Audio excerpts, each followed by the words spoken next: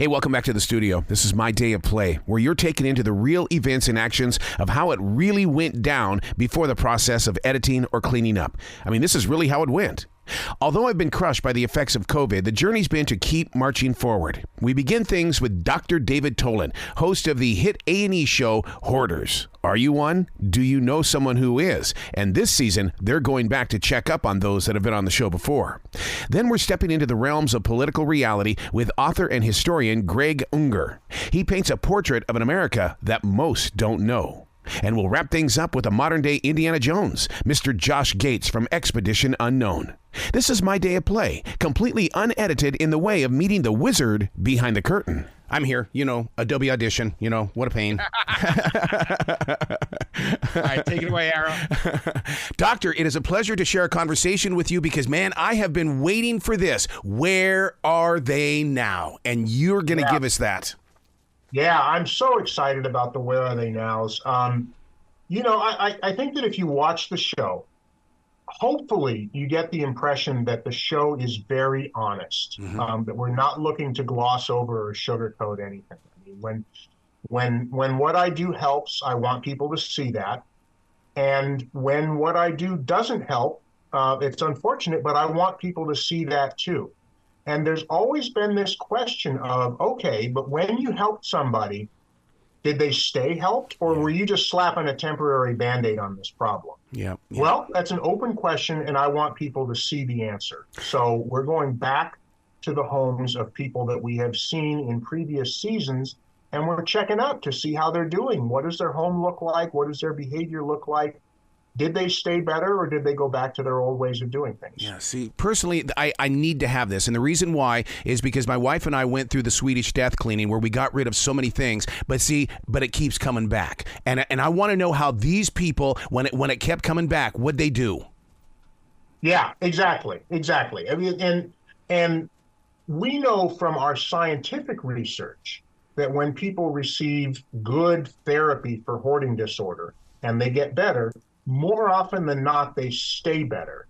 But it's unclear whether that's the case, on the show Hoarders. I mean, are these same people gonna continue to do well when we come back and see them? I love the way that you have got this team working together. It's not just a host, but it's so many people sitting down and creating a path that is workable. It's a really unique teamwork between the psychologist and the organizer. And you probably will get a sense if you watch the show regularly that the different psychologists and the different organizers have sort of different rhythms that they establish with each other, kind of passing things back and forth amongst each other. But it's really great to work with these organizers because we bring a unique skill set. I'm more of a behavior expert, so I'm there to help people learn how to change what they're doing. And the organizers, whether you're talking about Dorothy or Corey or Brandon or any of these folks, they are experts in knowing how to organize stuff and where to put things and how to do big, large-scale cleanings. Yeah. So having those two people on your team is a real plus.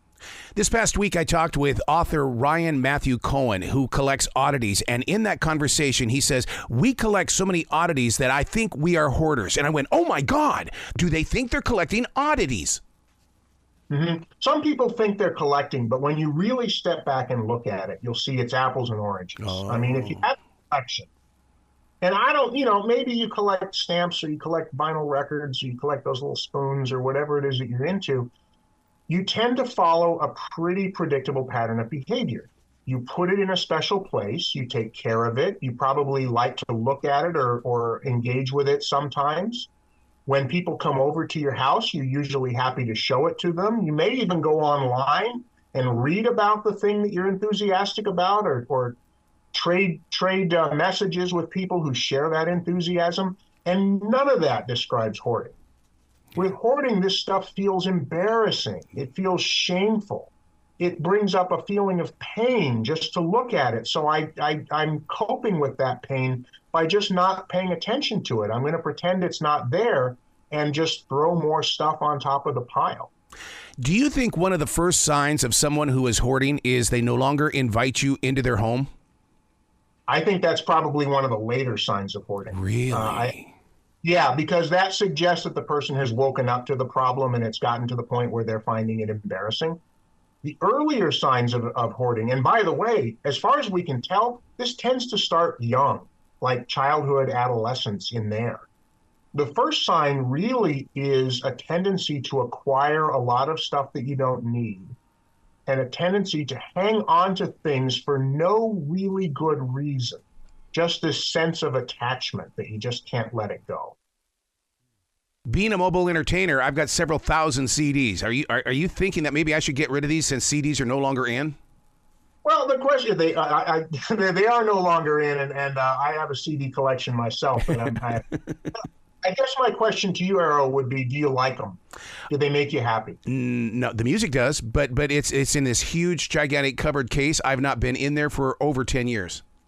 Yeah, I think if you're finding that it's not making you happy, and if you're finding that it's just taking up space that could be better used for something that would make you happy, then you might be better off letting it go.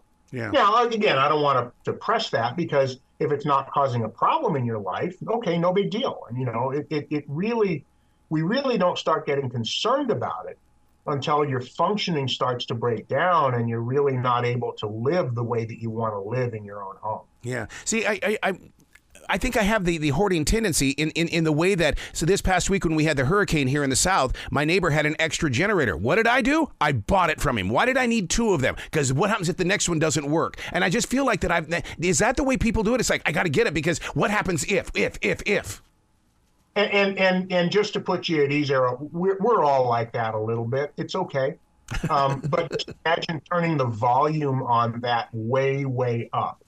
And if that became the dominant theme of your life, that's when you're at risk of developing hoarding disorder. Yeah. What I love about the show is that it feels like that for you, it's a first step of a brand new beginning on each episode. In other words, you go in nice and fresh and you go, here's the story, here's the layout. Let's all learn from this. Yeah. Yeah. I really enjoy, I think you can watch this show from a lot of different angles, and certainly people could watch it from an angle that isn't very helpful.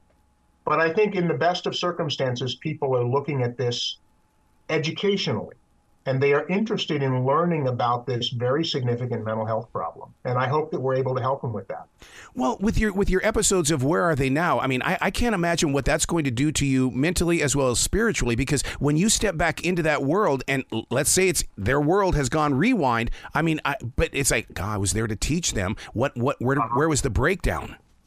Mm-hmm. Yeah, that's not going to feel good. No. I definitely get that. Because I really, when I go into every shoot, and I am rooting for the person. I mean, I really want them to succeed. I want them to get their life together. I want them to start feeling better. And when they don't, that doesn't feel good to me. And I know it wouldn't feel good to find out that even though I thought I had done a really great job, in the long run, I hadn't really helped them very much. I mean, that's a bitter pill to swallow. But, I just think in the spirit of transparency, we've got to know.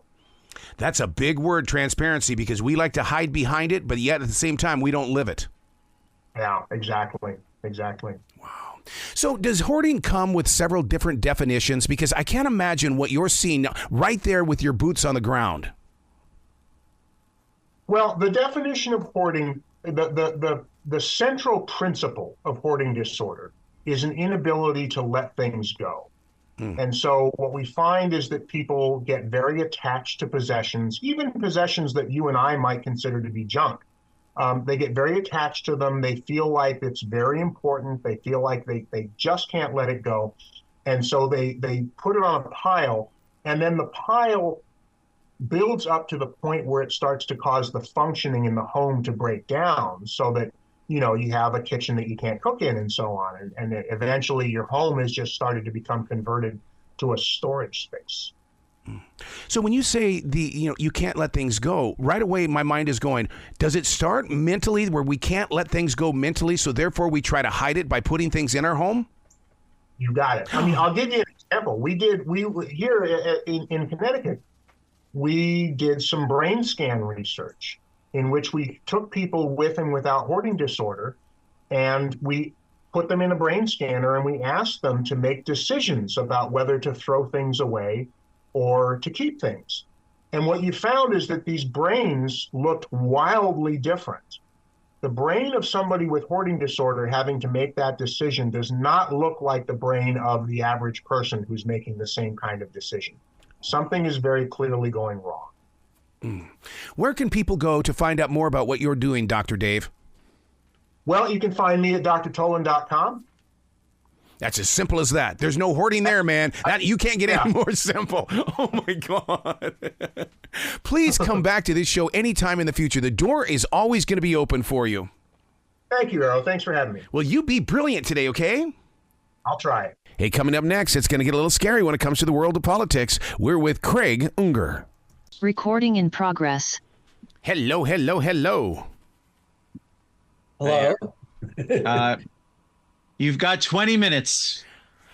If you want to go a little longer, you can, but I think you have another station with another tour soon, so. Oh, I do. You're absolutely right. All right. Well, you have 20. Go for it. I am so excited to share a conversation with you because Den of Lies has opened up my eyes in a way that it's like I thought I knew. I thought being in the media, I knew, but I did not know, and I just can't get enough information. I mean, I just keep going back in there, dude. Well, thank you. I'm glad to wake up a few people. I think it's going to. I think it's going to create conversations in ways that it's one of those. It still takes the air from my lungs, and the reason why is because when it comes to Ronald Reagan and what was going on in Iran, the collusion. I mean, why wasn't this on the front page? Well, it was very, very briefly, and then it was really suppressed. And I worked for more than 33 years on and off trying to get to the bottom of this. I did some reporting back in 1990 story in Esquire magazine that got a lot of attention. But then suddenly things clamped down, and it was as if the word came down that this didn't happen. Everything that was reported became unreported. I was attacked for talking to arms dealers who were supposedly of no credibility, and basically made out to conspiracy nut, the tinfoil hat variety. But you know what? These things happened. I have the receipts. I actually have invoices showing that the Republicans sent weapons to Iran. And at the time, it was very, very hard to believe. Because in Iran, people were chanting death to America and calling us a great Satan. So is this associated with the Iran-Contra affair? Because, I mean, I really studied that deeply, and I still have all my Associated Press sound bites. But is it connected? Absolutely. In fact, this is the origin of Iran-Contra. If you study the Iran-Contra in the conventional press, you think it started around 1984. Yeah. In fact, it started with this in 1980 because you had Reagan operatives who were sending weapons illegally to Iran, which at the time held 52 American hostages. Yes. So they were our enemy. They were our adversary. But the Reagan forces were secretly arming them. Have you ever gotten so close to the story that somebody slapped your hand saying, back it down, you're getting way too close to this? Well, this was the one. I was sued by Bud McFarlane, who was Reagan's national security advisor. I won, by the way. But it became virtually impossible to pursue the story at various times. And I went back to it over and over again over the years. In 2014, I finally got to Iran, their procurement officers. I got to France, where I interviewed the former president of Iran. So I believed if this happened, there had to be an Iranian side of the story. And there was, and it did happen. I believe I have the receipts, and they're printed. And you can't just walk up to somebody's door and knock on it and say, hey, do you want to talk? I know your past, but I mean, how did you even gain access to this information? I started talking to a lot of arms dealers, among others, and there was a rogue Israeli agent named Ari Ben Menashe who I talked, and a lot of people who, to be honest, were very dubious characters. But the truth is, if you want to write about arms dealing, and this is about arms dealing in a way, you have to talk. The people who know most about it are arms dealers, and they're not always the most respectable people, but you hear them out and you try to corroborate and refute what they're saying. And that's what I did. And it took a long time, but I think I finally nailed it. How can something so illegal be looked upon as being legal? I mean, because it just seems like it's just been swept underneath the carpet. Right, it was. And if you looked at the Iran-Contra hearings, I'm glad you brought that up, but Oliver North was considered the key guy behind it, as most of Americans saw it. And to some people, he became a hero, really, a matinee idol, or at least a media star in a way. And I don't think the Republicans, I don't think it was ever explained to Americans what was really going on, that they're, the back history, Americans have a real problem acknowledging our dark history. Yeah. And the press, to me, failed miserably in doing this and covering it, both when it happened in 1980 and when it started being investigated in the early 90s. I got to tell you something, Craig. I have so much compassion for Jimmy Carter, because after reading this book, I want a second term with him, because look at what he has done for the world, not being the president of the United States. Precisely. He just celebrated his 100th birthday. And he went out of office, and some people were laughing at him as a weak president who allowed us to be humiliated by Iran. In fact, what we now know happened is he was sabotaged by the Republican Party, which put together a treasonous covert operation with the Islamic fundamentalists of Iran, sending them weapons when it was completely illegal. This appears to be a violation of the Logan Act, and I believe it was an act of treason. Am I wrong to say that Jimmy Carter did not come out just pointing fingers like it seems like everybody's doing these days? Oh, they did it. But I never saw anything like that from Jimmy Carter. No, and a couple of times he did strongly suggest that Congress investigate it, and there was a congressional investigation. But this was a case, to me, of the Democrats, bringing a knife to a gunfight. They just weren't playing tough. They didn't want to believe it. And there were an enormous number of secret documents I found that were part of the congressional investigation, but the Democrats really didn't bother with. They stashed them away in the bowels of a storage room in Congress. A wonderful reporter who was a colleague of mine, he since died, a man named Robert Perry, uncovered some of these documents, and after he died, I eventually got them. And what I saw within them were the receipts, so to speak, that they included invoices showing that these arms transactions actually took place. I was also able to get in touch with members of Bill Casey had a secret team, an intelligence network, and I was able to get in touch with one of his political operatives and ask him, did the October surprise take place? And he said, absolutely, 100 million %. And he told me and started giving me the details of how he set up these secret meetings in Madrid with members, with some Iranian officials and operatives working for the Republican Party. How did you get your hands on these documents? Because it seems like lately the president and former president both were busted for having documents, and yet you get documents.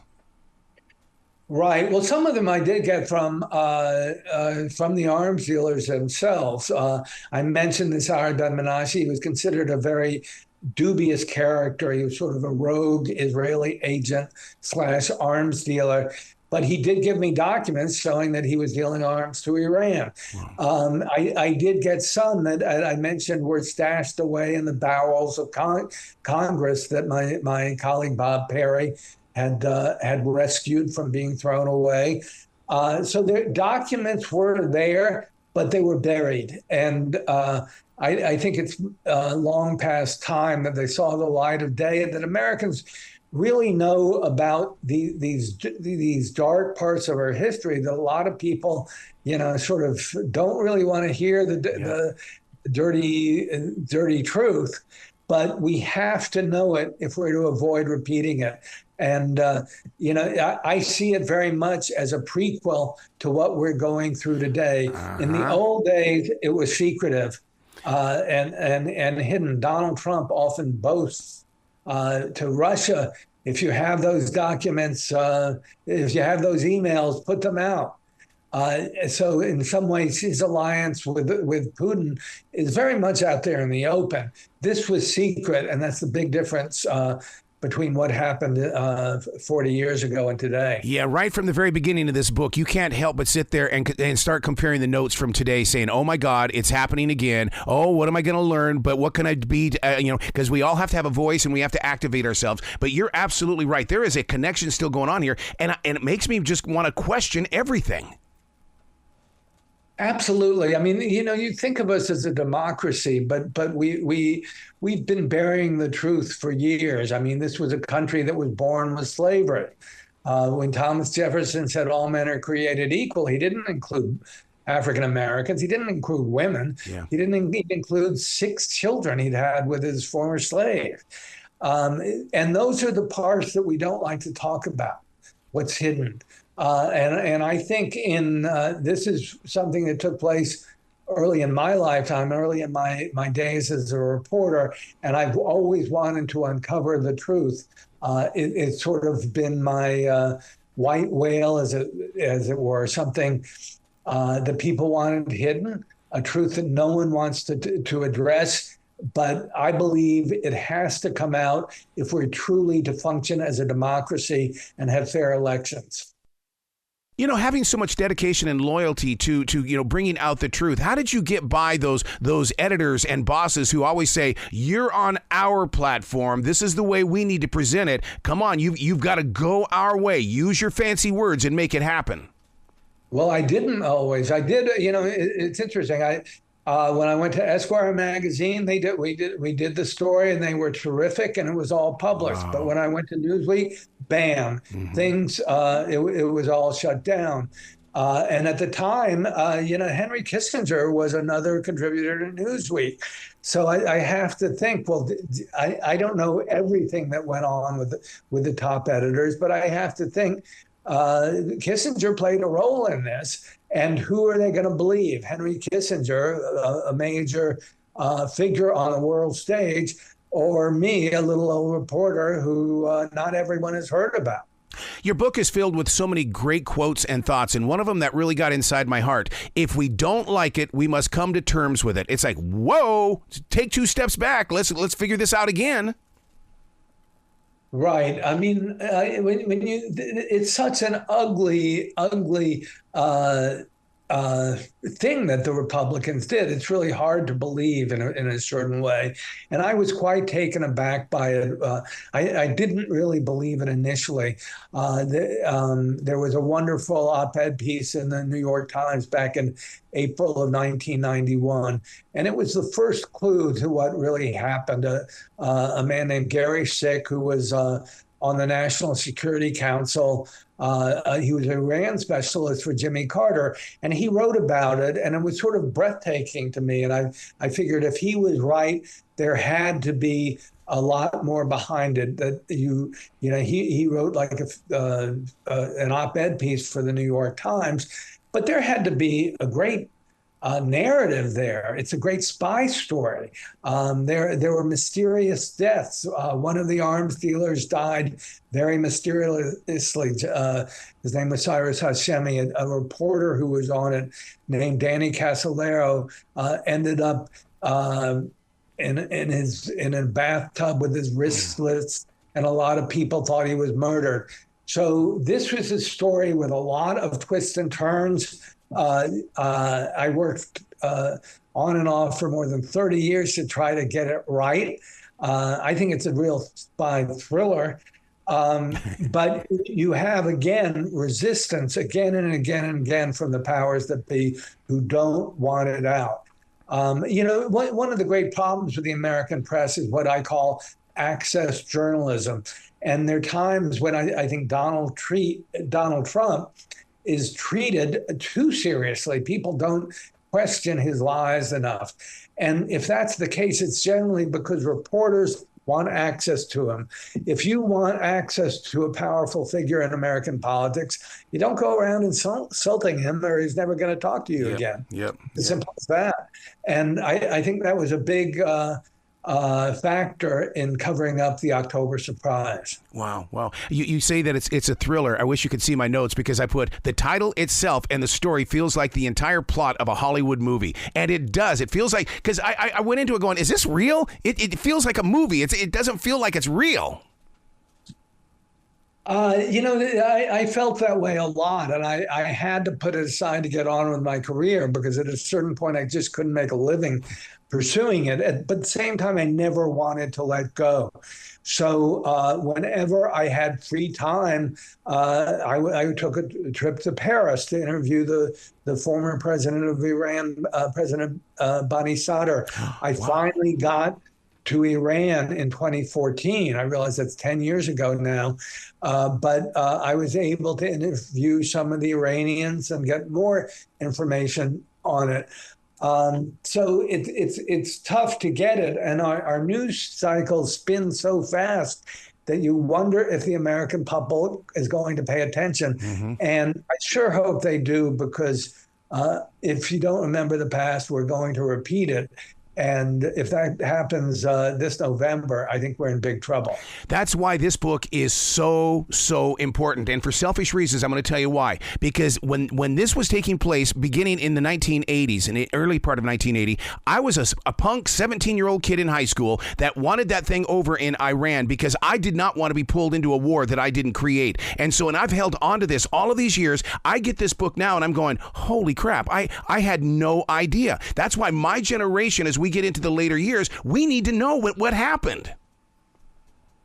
Absolutely. And, you think, well, we have a free press. Shouldn't we be covering this all? And it's very depressing to me what's happened to the media in this country. And I think since the advent of social media, everyone is in their own little silo.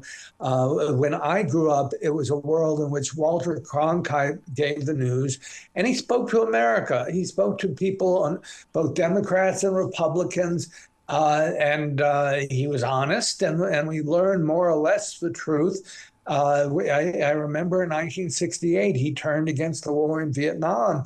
And it was a seminal moment that really started to change our policy, because we started to learn the truth. But I think that happens less and less with the advent of social media, and that people are able to ignore things or just stay safely in their own little silo without bothering to do a deep dive to get to the real facts of the matter behind the scene.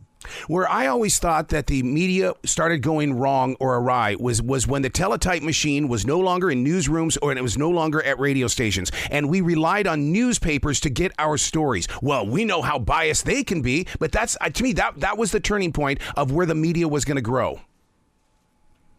Right. Well, we're in a very odd place now where there's no, everything is very, very fragmented. And I think people don't listen to the news. I don't, there is one big voice that people listen to in the way that there were when you had three big networks, but they were basically speaking to all of the American people at the time. Now it's fragmented into a million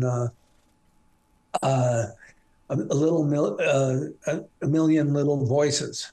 You know what's really interesting about what you've done here, Craig, is the fact that you've taken all of this history, all of these documents that you've got, and you've now set it free inside this book. That means that even if they come in there and they take your information, it's already out here. We're all going to know it.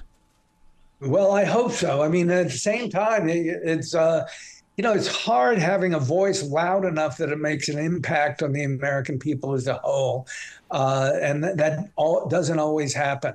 That is, you can have a book out there and it gets buried. But I think this is an important part of our American history that we have to understand. And it's especially important as we approach another presidential election, that people have to know the truth. They have to know that the Republicans have sabotaged presidential elections, or they've intervened with it again and again and again. And I go into this in my book a lot, but they did it in 1968, in 1972, you had Watergate. I write, this book is about what really happened in 1980. In 2000, you had the Brooks Brothers riots again. Mm-hmm. So we had problems with our elections repeatedly. And, as we approach this election, it's hard to believe we will go through this entire month of October with no malfeasance in the election. And we have to be alert for that. And that's one reason we have to understand the past. We absolutely do. And I totally believe in that. So now, did you have to go through an editing process with the government in order to release this? Because I know many men and women who serve our nation, when they write books, they've got to send it through the government. No, I didn't. Well, I'm not with the government anymore. I guess if I'd been with the CIA, I probably would have. But I was able to get classified documents that had been stashed away in the bowels of Congress as part of the congressional investigation. I mean, there is material in this that was classified, but I didn't get it as being part of the CIA. How do we get this story to get back into the history of what is going on in the modern world? In meaning that we know it happened back in 1980, but yet your truths now are 2024. It has to be told, and it has to be told this way growing forward. Yes, it does, and I mean, I think we, when we dealt with the 2016 election and the attempts in 2020 to undermine the election. I think the January 6th Commission did a pretty good job of recreating what happened with the events leading up to January 6th. So there's one time in which we got a pretty good idea of what really happened in almost in real time. Mm-hmm. We need more of that. We need real accountability. We need government oversight. And that has been muted again and again and again by the Republicans, but we need it more than ever. This book needs to be in the front of the store. I mean, do you guys, I don't know the marketing side of how you get a book like this up there in the front of the store, but I mean, are they going to do that? Because it doesn't need to be sitting on the shelf where we just see the binder. Right. Well, I certainly hope so. I mean, that's one of the things with this country. Books can be a tough sale, that not everyone goes to the bookstores all the time. And the internet has taken over our lives, and I certainly seen that happen in my lifetime, both as a maker of someone who writes the news and someone who consumes it. So, but I think it's important that people try to explore in depth what really happened. Yeah. Everything is reduced to sound bites these days. On Twitter, or X as it's now called, you get short little snippets here and there. This requires a little more than that. To me, it's a spy thriller. It's with a very sophisticated and complicated narrative. But you see a secret spy ring put together by Bill Casey. He's the Republican campaign manager. And while he's running a presidential campaign with one hand, he's got a covert operation going on with the other, and he's got to get away with it. Imagine, if you can, running a presidential campaign, a winning one at that, with one hand, and then secretly trying to get millions and millions of dollars of weapons to a hostile foreign power when you're a private citizen, you're not even in the government. And that's what the Republicans did. It's extraordinary. I can't thank you enough for this book. I just really can't. And you got to come back to this show anytime in the future. The door is always going to be open for you. Well, thank you. I'd very much like to come back. Excellent. Well, you be brilliant today, okay, sir? Thank you. I appreciate your time. Do not move. A modern-day Indiana Jones is next. Mr. Josh Gates. I'll say hello to Arrow first. Hi, Arrow. It's Irene. Before we get started with Josh, how you doing this morning? Doing very well. How about you? Excellent. I've got Josh with me, but I wanted to check. Do you have an air date for this? Yeah, it'll be up tomorrow. Tomorrow. Wonderful. And Arrow, you're good to take your full window. The line is open and you can say hi to Josh. Good morning, Josh. How are you doing today? I'm really well, Arrow. How you doing? Absolutely fantastic. Looking forward to sharing a conversation with you because you're a modern day explorer. If this were a ship and that ocean was undiscovered, you would be on that boat. Well, that's the thrill of making Expedition Unknown, getting to go around the world and explore all sorts of incredible mysteries and working alongside other explorers. It's what makes the job real fun. What I love about what you do on Expedition Unknown is the fact that you're not just hitting Google like so many people do, and they think, oh, I know everything because I read about it. No, you're physically getting out there and getting your hands dirty. Yeah, I have to say, I think one of the things that makes the show so exciting to work on, but I think also for viewers to watch, is that we all do kind of yearn for an adventure, to get away from our keyboards, to get away from our screens, to go out into the unknown. And we all love a mystery, right? So to be able to go to these places firsthand, to get down in the dirt, literally, with these archaeologists and be there for the moment of discovery in many cases, that is such a thrill. And it's something you just can't replicate, by doing a Google search. That feeling, that excitement of being in the moment. Would you say that archaeologists are also visionaries? Because when they find something, they have to envision what it could be and where it could be.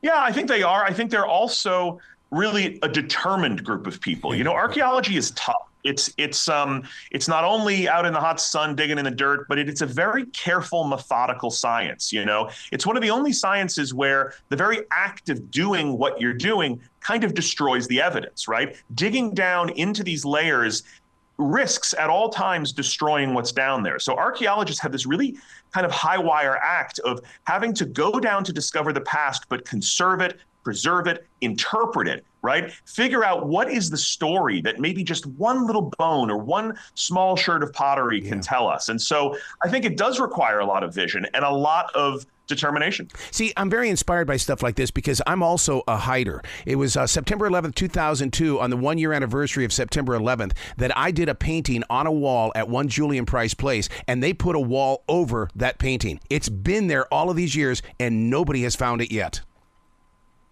And how does that feel? I love it. But I have that fear, though, that I'm not going to be here when they find it. Well, maybe not. But that's, one of the things that's so interesting about going to an archaeological dig is that so many of the things you find there, the people who left them behind, they didn't know that they were leaving behind a time capsule for the future. So many of the things you find are just some little daily use things, somebody's cooking pot, somebody's, container or vessel. And they don't know at the time that they're leaving behind a huge fingerprint, a huge clue for the future. So even if you're not around when that painting gets found, won't it be amazing when somebody does find it and you'll be a voice speaking out from the past in a way that lots of other people won't be able to. What does it smell like? That's the only thing that I'm not getting from the TV show. Because you've got to be getting into areas where you're going, oh my God. Yeah, it depends. It can be a dirty business. You talk about dirty jobs, it can be dirty jobs. A lot of it is out in the baking sun, down in the dirt. In our season premiere, we're going to be going into some tombs. Those tombs can be wet, they can be moldy, they're filled with human remains. So you can imagine it does get a little funky sometimes. What is the show prep like to do something like that? When you get down into those tombs, because to me, you would have to be fully protected as well as prepared. Yeah, that's part of what you don't always see on the show is that some of these stories have a really long lead up. We've done stories where we have literally worked for years to make an episode. We wanted to do a show a number of years ago on the Dead Sea Scrolls. And, you can't just go make a show on something like that without the cooperation and participation of archaeologists that are doing the work. And so it took a few years to find the right moment when an excavation was happening that we could be a part of. Our season premiere for the new season all takes place at Petra. So folks know Petra because it was the home of the Holy Grail in Indiana Jones and the Last Crusade. It's this incredibly famous site in Jordan. And that's not a place you can just waltz into and say, hey, we're going to make a big special here and dig around and look for tombs. So it takes a lot of good fortune and a lot of cooperation with the archaeologists and the experts that are working in these countries to get ready to be able to go there and to have these adventures. Yeah, I was going to ask you about how you got permission to be there, because you can't just call them up and say, hey, I'm going to be bringing my equipment over there. I mean, you've got to answer those questions: who, what, where, why, when, and how, and dot that I. That's right. That's right. And in the case of our premiere at Petra, that building at Petra that everybody knows from Indiana Jones, it's called the Treasury Building. It is one of the most famous archaeological historic sites in the world, right? That's the postcard shot. Everybody knows that building.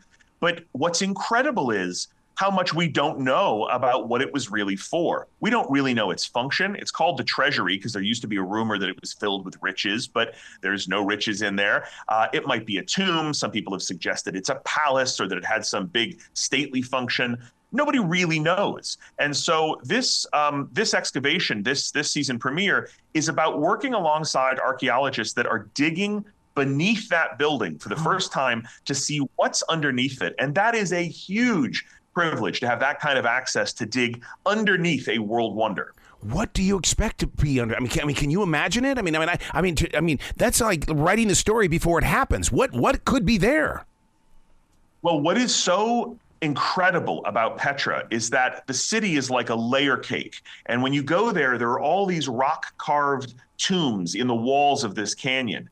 And as you walk on the sand today and you look down, you see the tops of doorways because the entire canyon has been choked with sand over the centuries. So there's whole sections of this really famous city that nobody's ever seen. By some estimates, only 10 or 15% of Petra has been excavated. So beneath the Treasury, we know the Treasury was a super important building, and we know this city is a layer cake. So we know that underneath it, there should be more. And so a big part of what the premiere is about is going down and discovering that, in fact, there is more. And there is something beneath the Treasury, which is really exciting.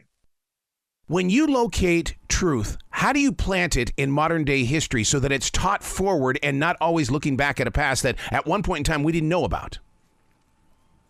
Well, that's a really interesting question. I think one of the things that I get excited about in making the show is helping people understand, especially younger viewers, that history is alive. It's not just this thing in the past. I've had so many people come up to me over the years and say, hey, is there really anything left to find in the world? Are there really discoveries to be made still?